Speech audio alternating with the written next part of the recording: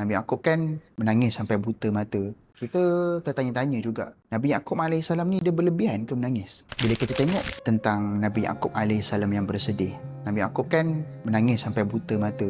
Kita tertanya-tanya juga, Nabi Yaakob AS ni dia berlebihan ke menangis? Tapi macam mana dia boleh dapat gelaran Fasabrun Jamil kalau dia berlebihan menangis? Satu perkara yang kita kena ingat, setiap daripada kita ni, kita bukan robot tau. Kita manusia, kita bukan sekadar ada emosi, kita juga ada memori.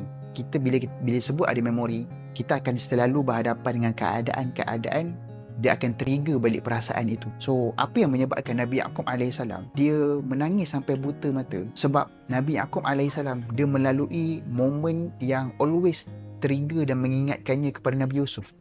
Dan bila trigger, apa yang berlaku, Nabi Yaakob menangis. Bila trigger, apa yang berlaku, Nabi Yaakob menangis.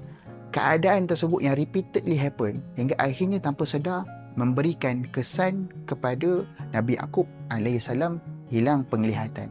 So, hakikinya Nabi Yaakob dia bukanlah melampaui batas dalam bersedih. Sebab it's normal untuk bila kita trigger, kita jadi sedih balik. Semua perkara itu dilalui oleh setiap orang. Dan Allah tidak judge Nabi Yaakob AS bila menangis sampai buta mata, kerana Allah meraihkan perasaan trigger yang ada dalam diri kita. Nabi Yaakob AS dia mendapat gelaran Fasabrun Jamil kerana dia ada kekuatan, ada kemampuan untuk mendepani konflik yang kebanyakan orang lari daripadanya.